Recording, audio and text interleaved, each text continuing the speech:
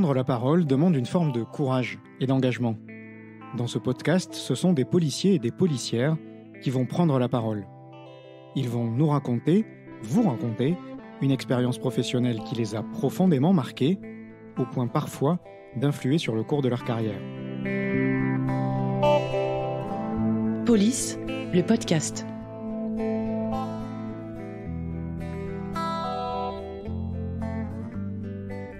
Bien assis au fond de sa chaise, Jean-Philippe s'apprête à revenir sur l'événement marquant de sa carrière de policier. Une affaire retentissante qui a bouleversé jusqu'à l'organisation de la police judiciaire et fait grand bruit dans la presse. Une affaire où les pistes s'en mêlent, tels des fils qu'il faut tirer un à un pour défaire le nœud. Je suis commandant au sein de la direction centrale de la police judiciaire, donc au sein d'un service qui lutte contre le blanchiment d'argent depuis 2006. Et je suis le directeur d'enquête de la thématique de l'affaire dite des biens mal acquis depuis son origine, donc en janvier 2011. Je vais évoquer avec vous aujourd'hui donc une perquisition que je qualifierais d'hors norme au sein de la police judiciaire, tant par sa durée, puisqu'elle a duré près d'une semaine, par le volume d'objets saisis, puisqu'on a saisi presque 1000 objets, et aussi par la particularité de la thématique. Il s'agissait en fin de compte d'une première perquisition concernant un PPE, une personne politiquement exposée, en l'occurrence le fils du président de Guinée équatoriale, Teodoro Nguema Obiang Mangué. Au début des années 2000, plusieurs associations de lutte contre la corruption soupçonnent une fraude et décident de mener une enquête sur le fils du président de Guinée équatoriale. Ce sont eux qui ont révélé un petit peu le train de vie, l'inadéquation entre le patrimoine investi en France par ses dirigeants et leurs émoluments officiels. Ils ont constaté un certain nombre déjà d'anomalies, de financements un peu étranges.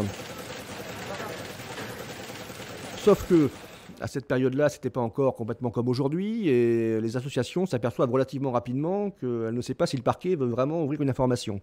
Et là, ils vont commencer à faire des recours. Et c'est un petit peu la surprise générale, si vous voulez, que la Cour de cassation, en dernier ressort, a donné raison donc aux associations.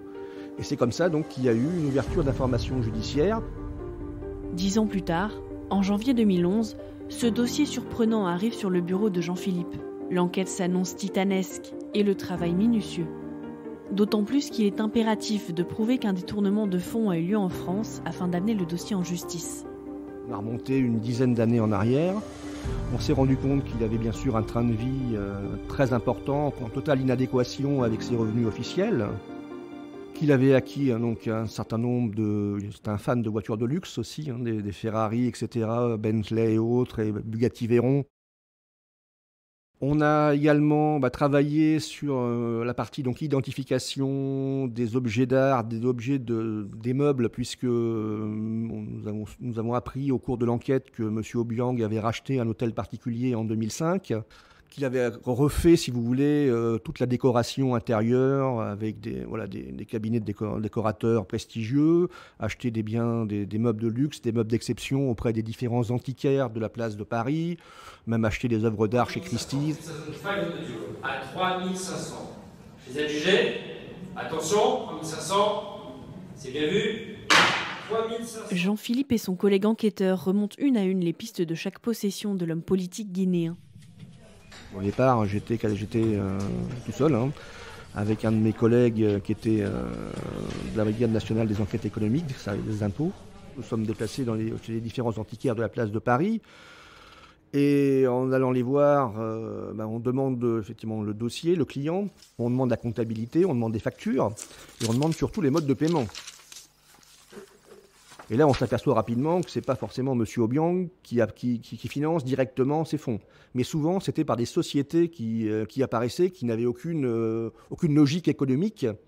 Des sociétés d'exploitation de bois, de BTP, qui payaient pour le compte de M. Obiang. Donc voilà, en fin de compte, c'est une enquête classique d'audition, de recueil d'informations, de perquisition. On recueille des témoignages de personnes aussi qui ont travaillé pour M. Obiang. L'enquête en cours prend encore de l'ampleur.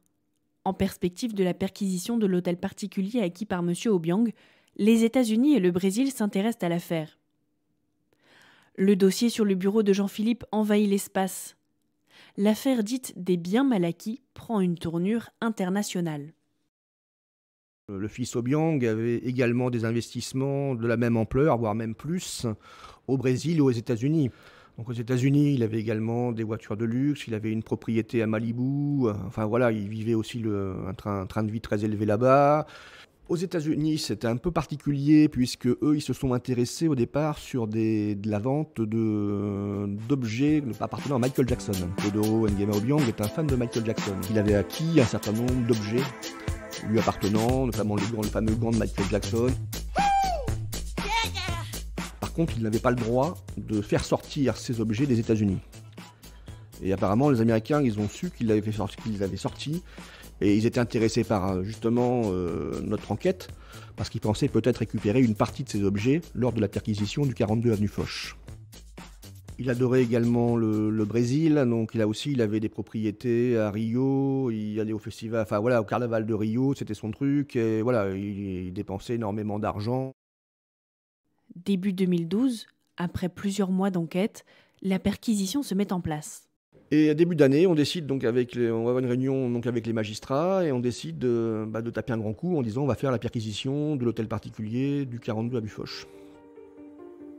Je crois que c'est le lundi 4 février de mémoire, donc nous sommes arrivés vers 8h30, 9h.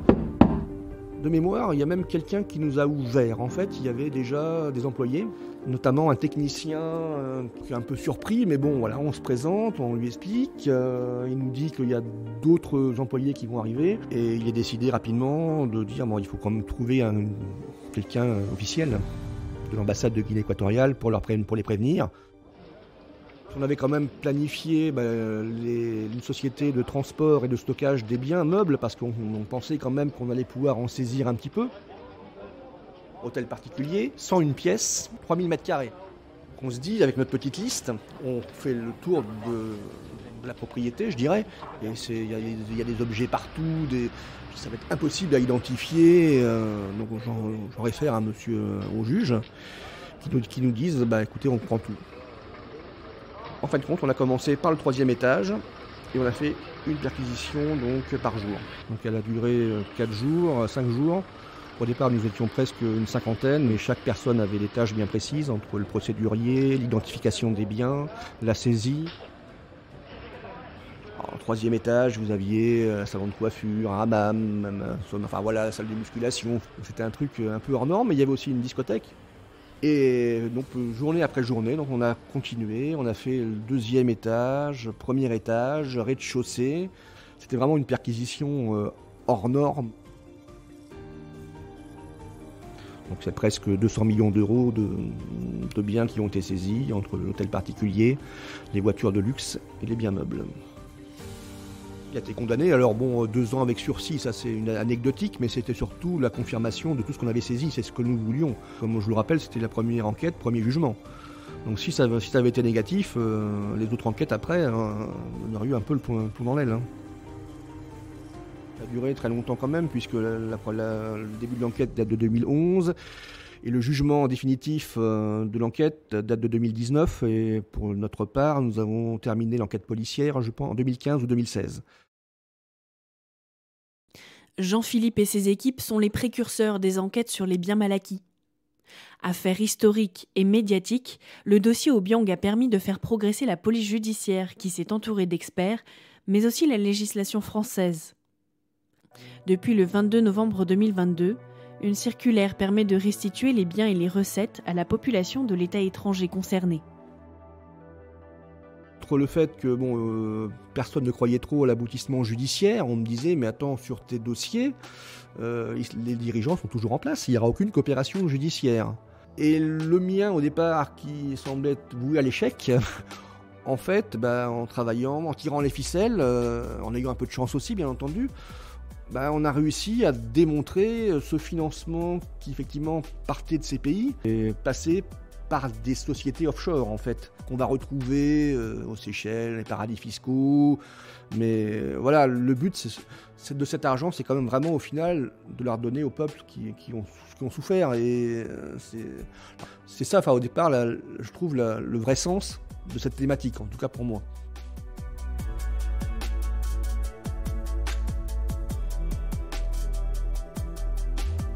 Police, le podcast, une émission à retrouver tous les 15 jours sur l'ensemble des plateformes de diffusion.